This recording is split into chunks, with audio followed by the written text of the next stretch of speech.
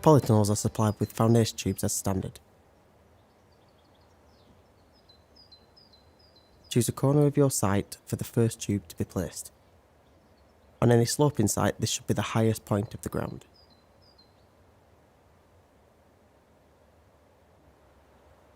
Place your foundation tube into the ground at this point, and then measuring the desired length of tunnel, place another foundation tube into the ground. Measure the desired width. Measure across the diagonals of the tunnels to check that the foundation tubes are square.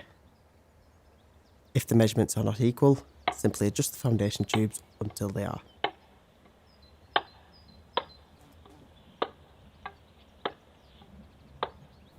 Knock the foundation tubes down one side into the ground until just the swages remain above the ground.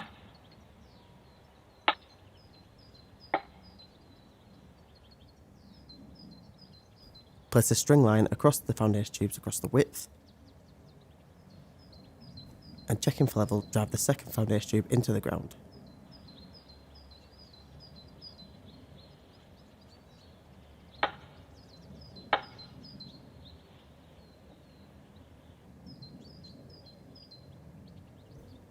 Repeat this process at the other end of the tunnel. Place a string line down the length of the tunnel on one side and insert foundation tubes at the required spacings down the length. Please refer to the construction guide for all measurements.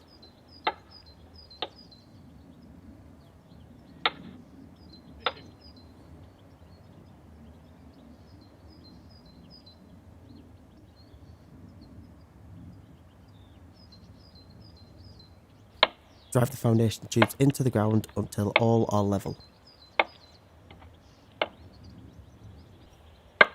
Cover tension tubes are measured and laid out in the same way as standard foundation tubes. The only difference being that 8 inches should be left protruding from the ground. The hoops will then slot into or over these tubes and can be adjusted later. Cover tension tubes are an optional extra on any tunnels that are trenched.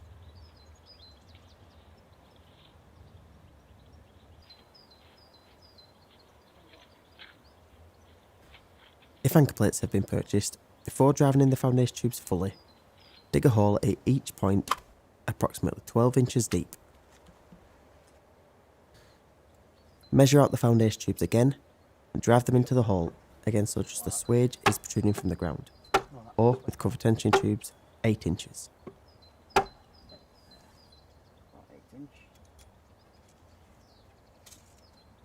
When driving in the foundation tubes, drive in so just the swage protrudes from the ground, or with cover tension tubes 8 inches.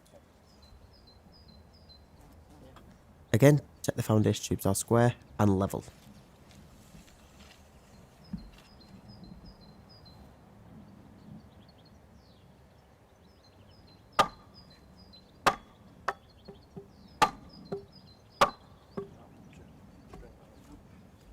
Use a string line and spirit level to get the foundation tubes level across the width.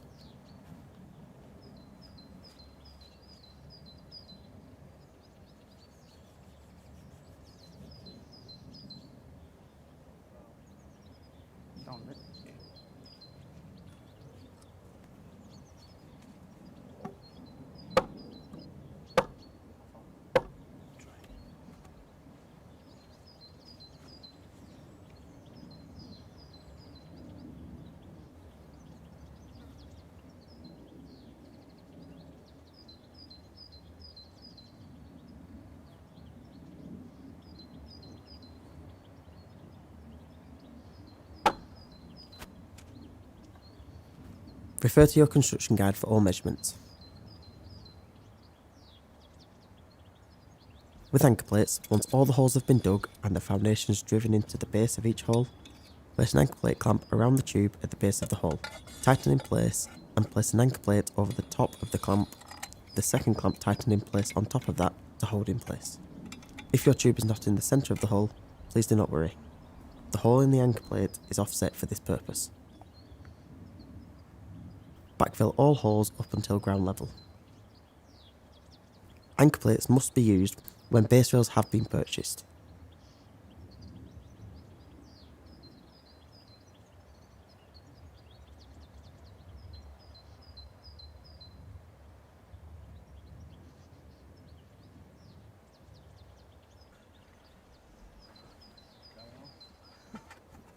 Hoops should be slotted together on a flat base.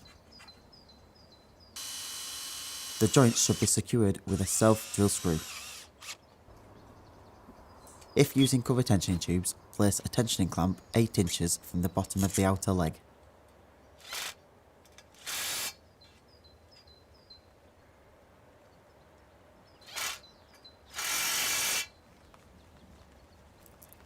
Hoops slot into position on foundation tubes.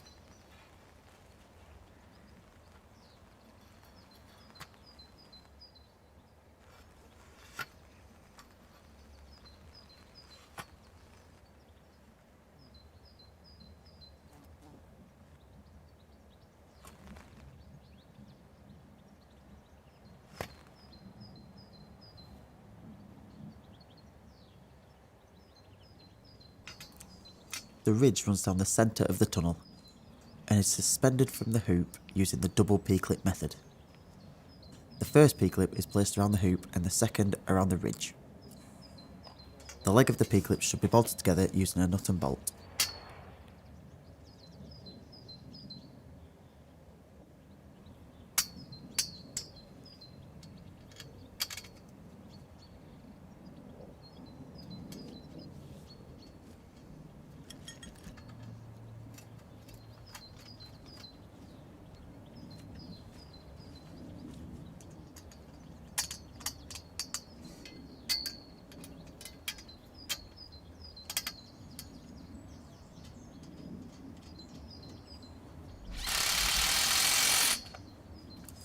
P-clips can be adjusted along the ridge to get the desired hoop spacings. Once happy with the hoop spacings, tighten all nuts and bolts.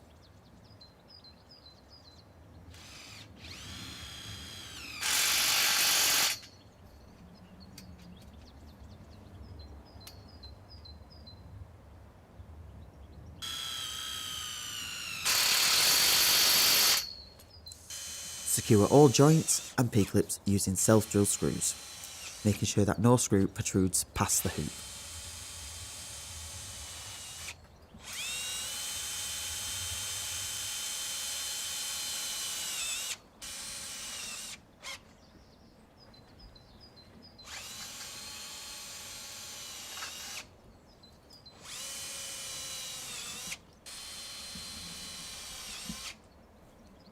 Insert an end cap into each end of the ridge.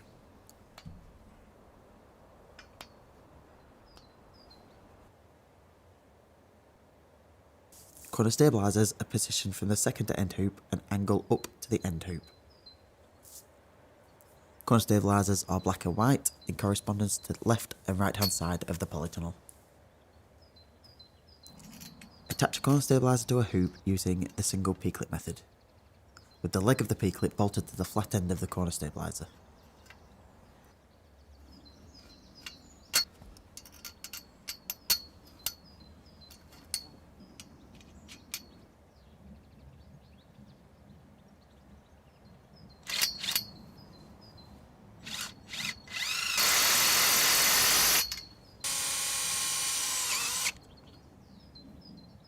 Using a spirit level, adjust the corner stabiliser up and down the end hoop until it runs vertical.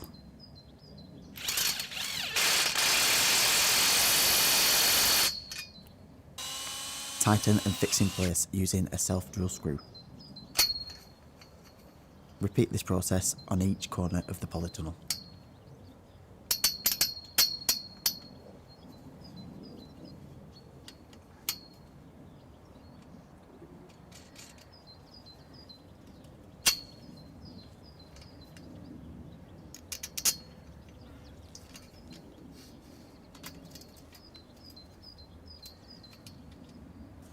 Make sure the leg of the P-clip is to the inside of the hoop. No nuts, bolts or screws should protrude past the hoop.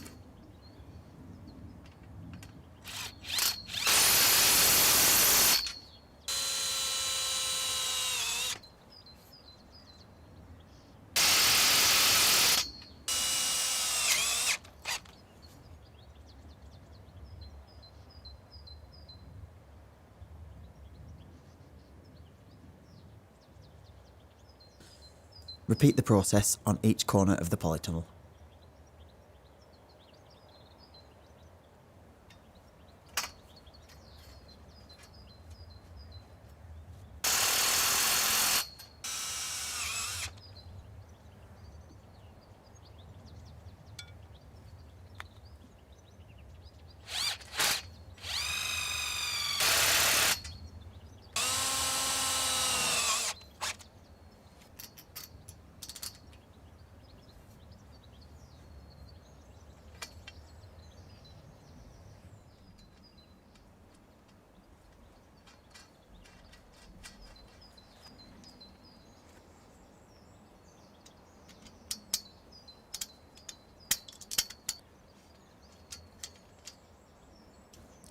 Tighten using a nut and bolt and fix with a self-drill screw, making sure that no nut, bolt or screw protrudes past the hoop.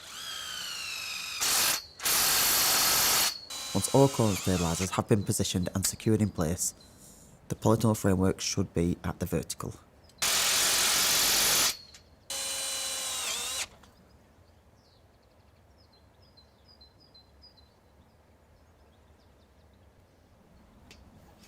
If using a storm strengthening kit, a P-clip is placed around the hoop where the outer leg meets the inner hoop.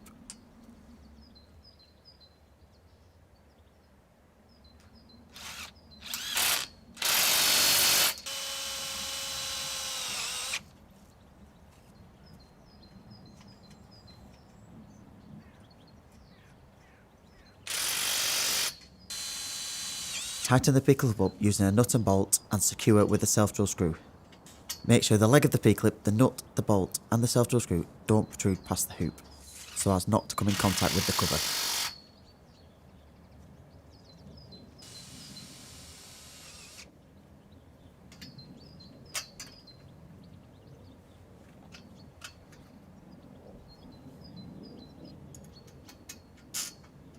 Crop bars are located on every intermediate hoop. A P-clip should be placed either side of the centre ridge, and the crop bar bolted up to these P-clips using the flat end. Using a spirit level, check the crop bar is level horizontally, tighten and secure in place with a self-drill screw.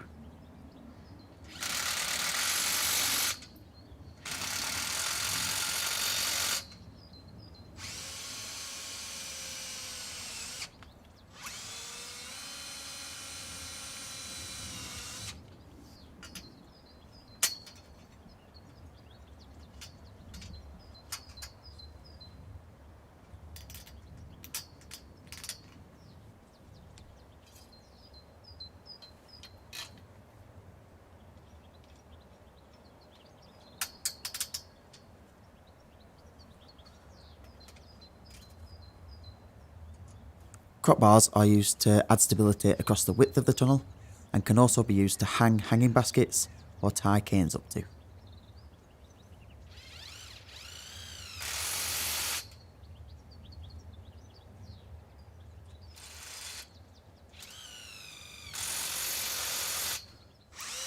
On larger tunnels, 1 or 2 support bars are supplied.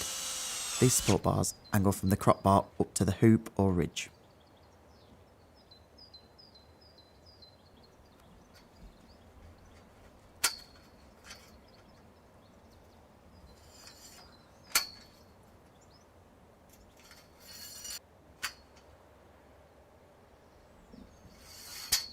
If using a triple ridge, this is assembled using the same method as for the centre ridge. The double P-clip method around the hoop. Triple ridges add stability down the length of the tunnel in high winds. They can also be used to hang hanging baskets from and tie canes up to.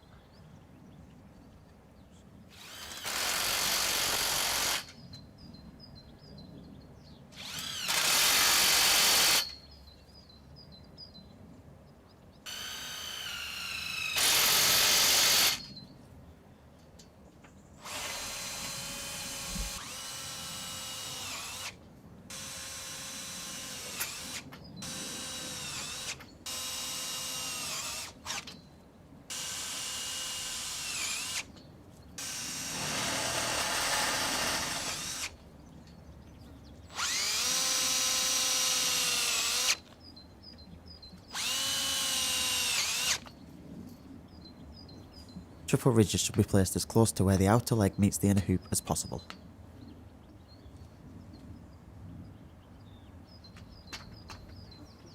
Ridge bars are supplied in sections. A starter ridge and 1 or more ridge extensions.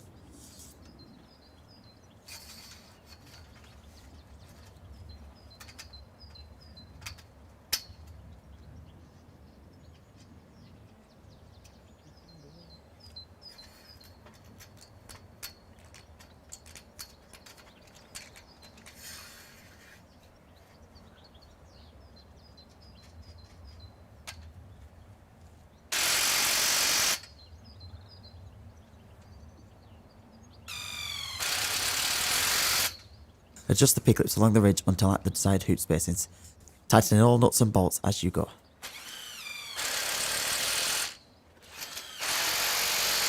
Secure all joins and P-clips with a self-drill screw.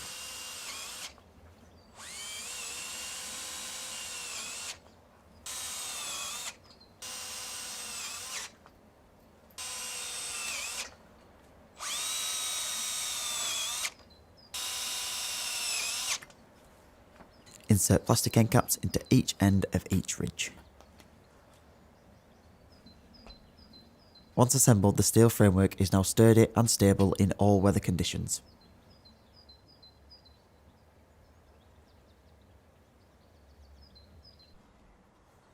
When building a dummy door or end frame, position the two cross pieces between the two 8-foot legs. Measure 10.5 inch down each leg and align the cross piece accordingly. Drill through the legs and into the cross piece and insert a 6-inch nail. The top of the crosspiece should be in line with the mark.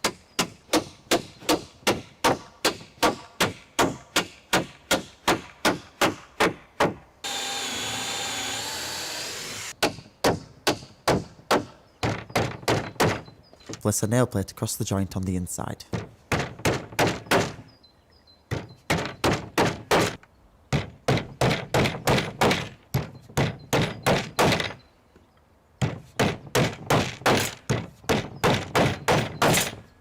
Measure 35.5 inches down from the top of the first crosspiece and make a second mark. Position the second crosspiece so that the centre of the crosspiece is in line with the mark. Drill through the 8-foot posts and into the crosspiece. Inserting a 6-inch nail and nail plate across the inside.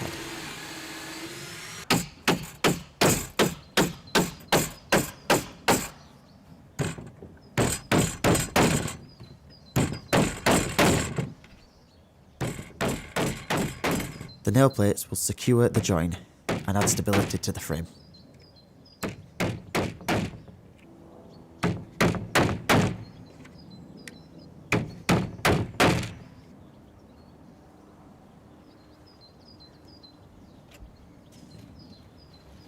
Take the netting panel and place it between the two cross pieces.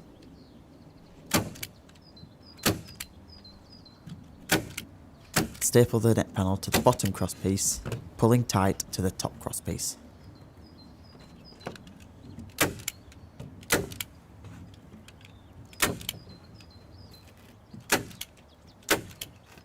Tension the net out to each post and staple in place. Place the polythene panel below the second cross piece, staple in place and pull tight down the length.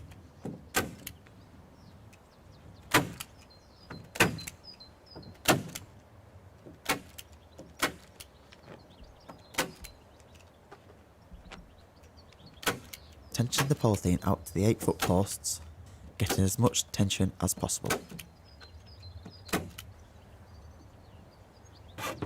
Cut a length of batten the full width of the frame and nail in place across the top of the first crosspiece.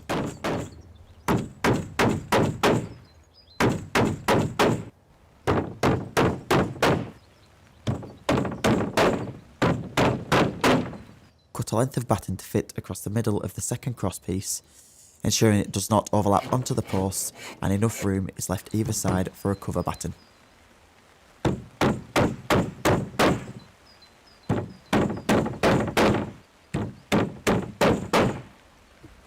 Trim off all excess netting and polythene, leaving just the base of the polythene to be buried into a trench.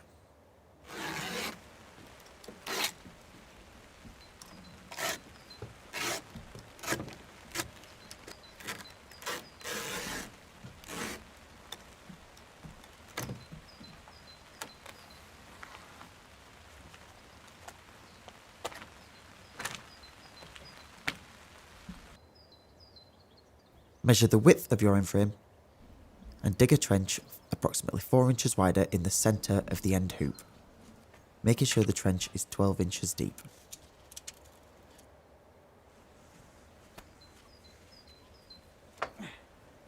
Position the end frame into the trench, check the end frame is centre and level vertically, and mark the posts underneath the hoop.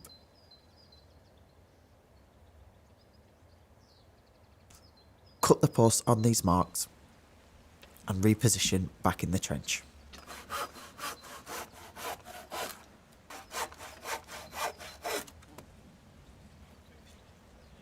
Place a P-clip around the hoop so that the leg of the P runs down the outside face of the post. Drill the post through the hole in the P-clip and bolt in place using a cross-headed roofing bolt.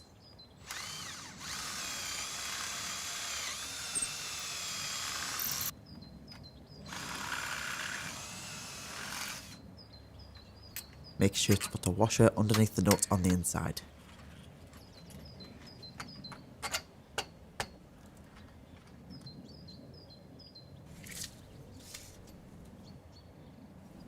Check the end frame is still centre and backfill the trench.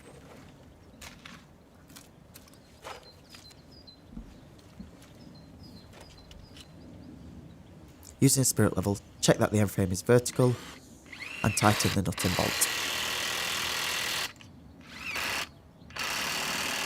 Secure in place with a self-fill screw. Refer to the construction guide to see how to assemble your door. Position the 3 cross pieces between the 2 legs, one at each end and one in the middle. Where a cross piece meets a leg, screw a corner bracket in place. Take the net panel and position it across one half of the door. Tack the net to the middle cross piece and pull tight down to the end.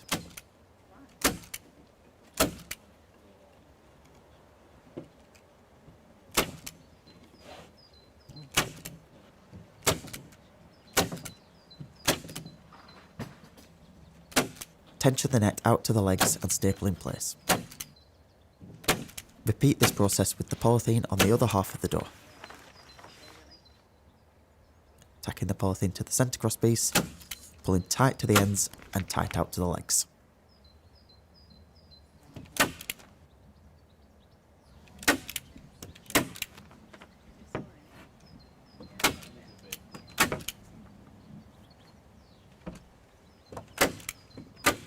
Cut a length of batten the full width of the door and nail in place at each end, making sure to place a nail on either side of the joins.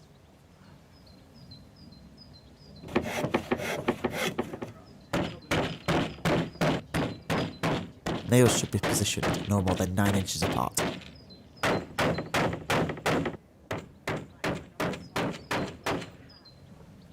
Cut a length of batten the full length of the door and nail in place. Again, nails should not be spaced any more than 9 inches.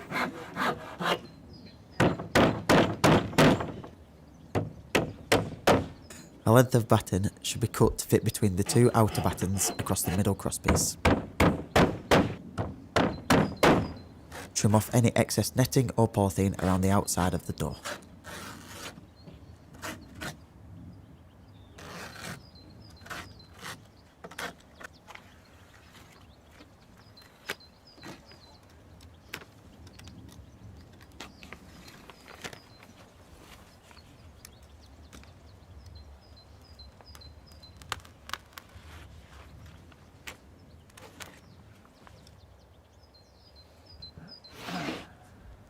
On the opposite side to the batten, 2 hinges should be screwed to the door. Measure 9 inches in from the end of the door and screw in place.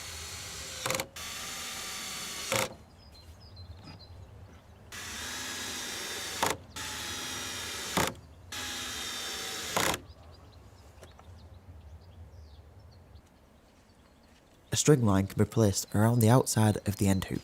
This will ensure when the door is built it is in line with the end hoop.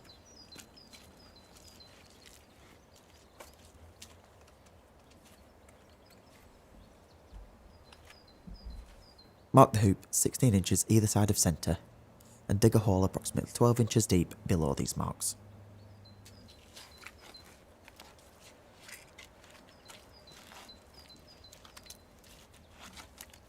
Position one of the 8-foot doorposts into the hole with the inside edge level with the mark.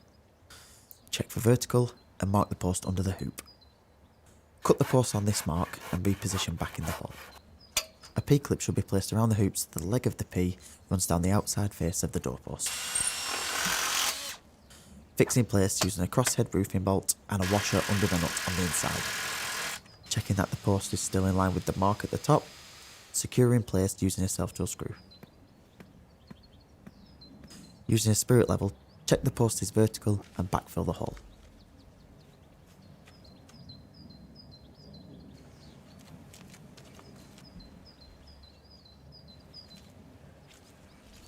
Hang the door on this post using the hinges, making sure there is sufficient ground clearance for the door to open.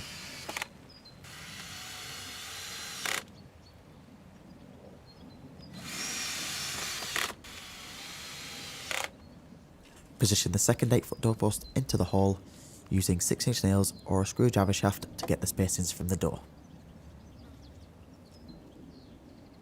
Mark the post under the hoop and cut on this mark.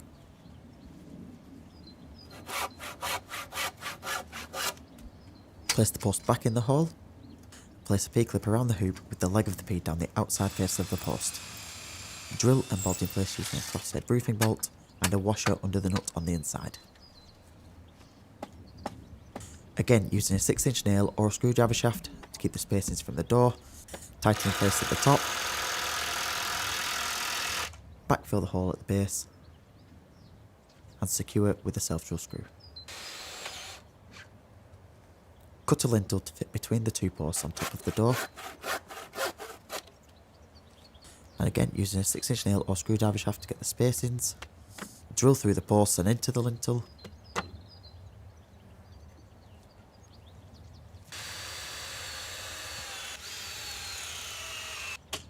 Fixing with a 6-inch nail.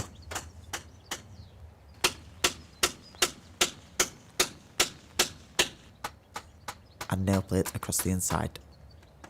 This nail plate will secure the joint and add stability to the frame.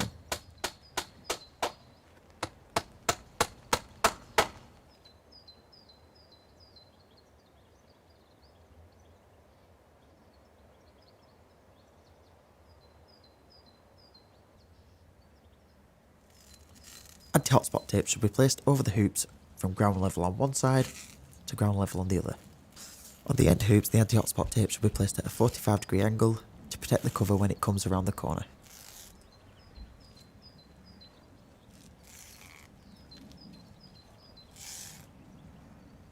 Before applying anti-hotspot tape, make sure the hoops are dry and clear of any dirt.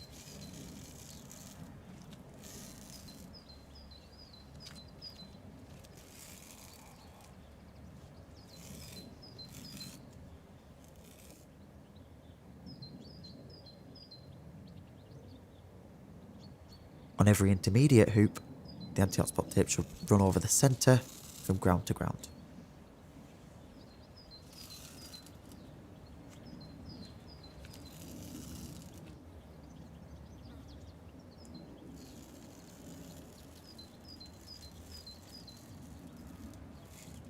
On polytunnels 16 foot wide and above, 2 strips of anti-hotspot tape should be placed over the end hoops, one running over the centre and one running over the outside face.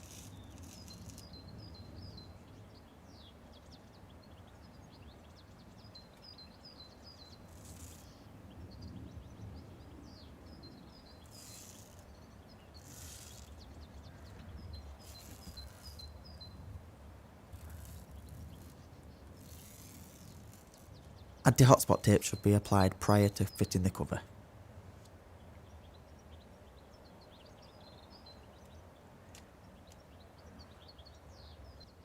To form a rebate for your door frame, cut a length of batten the full width of the frame. This batten should be nailed across the top edge of the lintel, with a nail placed either side of the joint.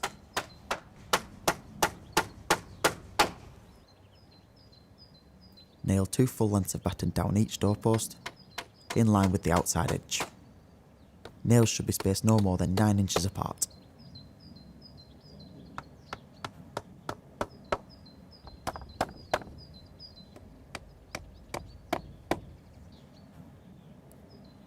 Dig a trench around the polytunnel framework from doorpost to doorpost. The trench should be kept no less than 4 inches away from each hoop to stop the hoops from splaying into the trench. The trench should be dug 12 to 14 inches deep and a spade's width.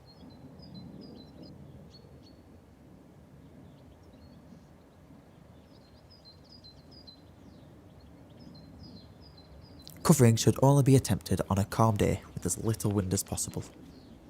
After digging the trench around the outside of the framework from doorpost to doorpost, roll the cover out down one side of the tunnel, making sure to clear the ground of any sharp objects.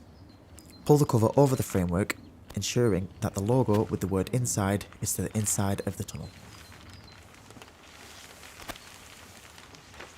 Centralise the sheet along the width and length of the tunnel. The cover will not reach the ground on the ends of the tunnel, but this is correct.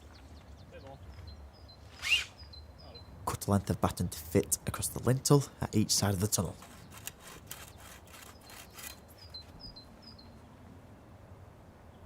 Nail this batten to the lintel, approximately 6 inches either side of centre.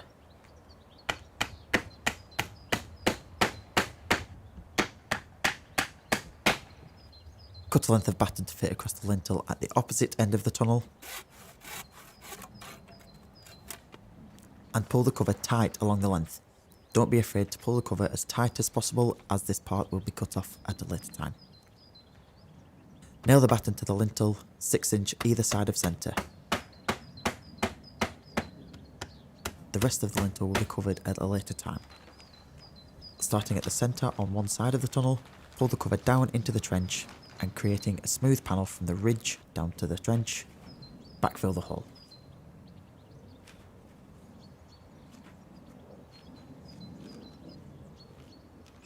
Work your way out to the ends of the tunnel, pulling the cover down and along the length, backfilling the trench as you go.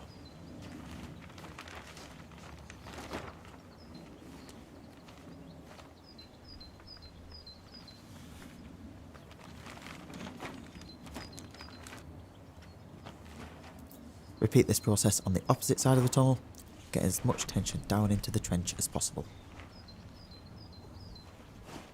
At the corners, cut the cover below ground level, in line with and out from the end hoop.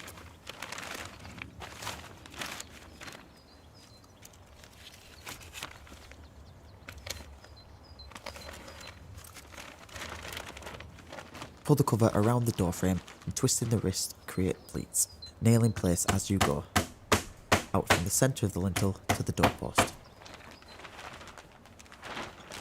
Repeat this process down each doorpost, grabbing the cover, twisting the wrist and creating pleats.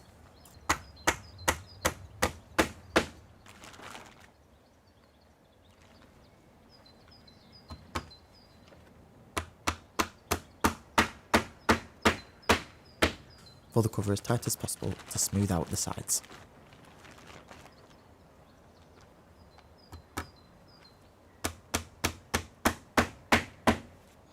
The pleats should run out by the time you've reached the straight side, from which point the polythene should be smooth down into the trench. Repeat the process down the second doorpost, again getting as much tension into the cover as possible.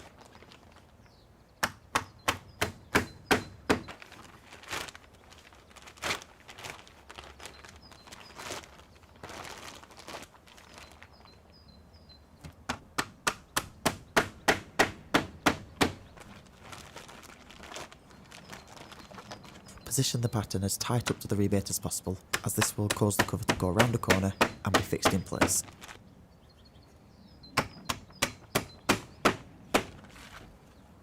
Tension the cover down into the trench and backfill the hole. Repeat this process at the other end of the tunnel, again pulling the cover as tight as possible and battening in place.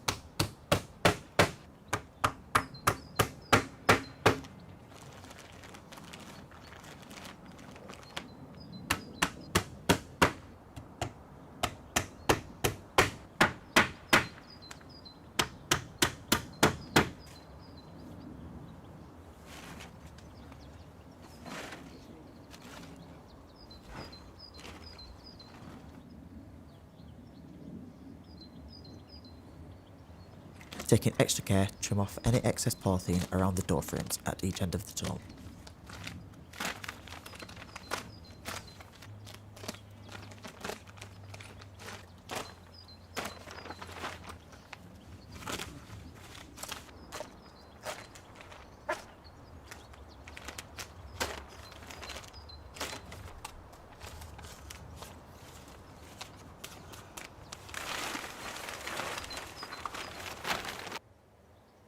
Once the cover has been completed, loosen off any cover tension clamps on any intermediate hoops on the inside of the tunnel.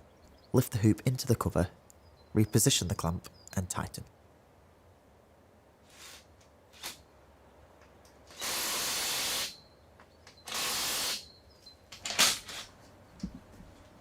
This will ensure the cover has a drum-tight finish.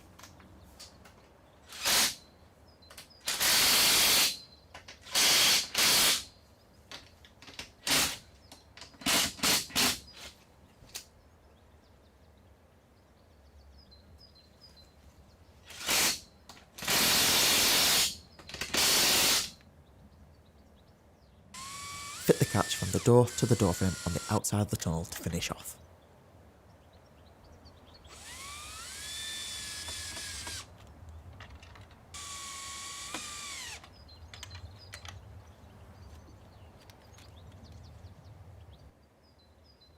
A standard irrigation kit includes the following items: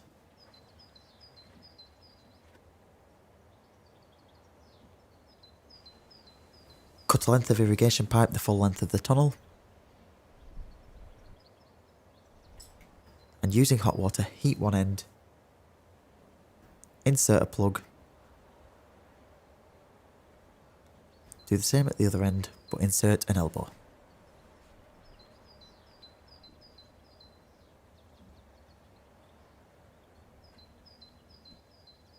Using the cable ties, tie the irrigation pipe up to the centre ridge.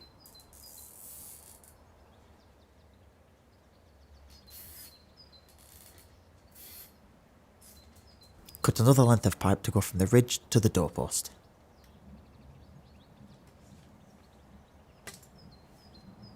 Again, heat the ends, insert an elbow into one end,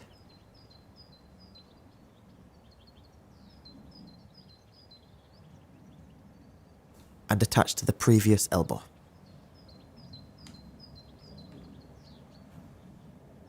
Cut a length of pipe to fit down the doorpost to your desired height.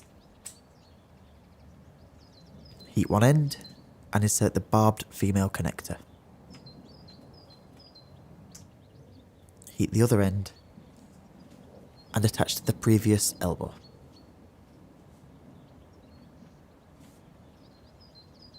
Using the C-clips provided, attach the irrigation pipe to the doorpost.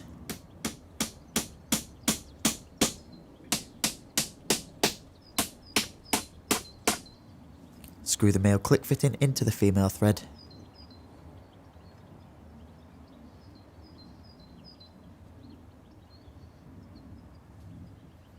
Using the 3-inch nail, carefully make a hole in the irrigation pipe at every intermediate hoop.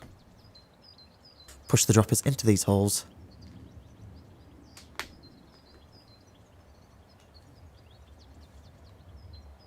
If you have purchased a Premier irrigation kit, use the hole punch to make the holes instead of the 3-inch nail.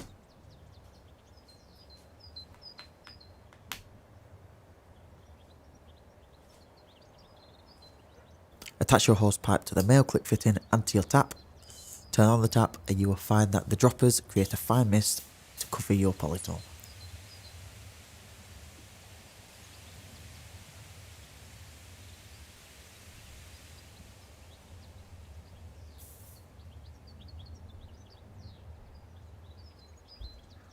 If you have ordered a Premier irrigation kit, you will receive a hole punch, pressure regulator and tap timer.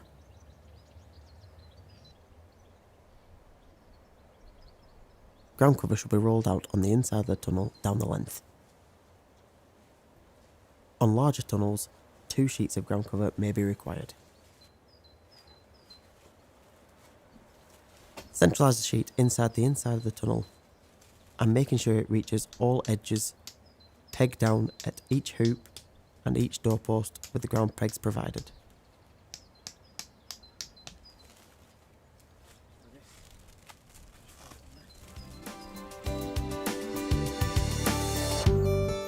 Premier Polytunnels supply a detailed construction guide with every polytunnel. We also provide a construction advice helpline 7 days a week, along with a comprehensive collection of online construction videos. If you have any queries or questions, give the team a call or visit our website for more details.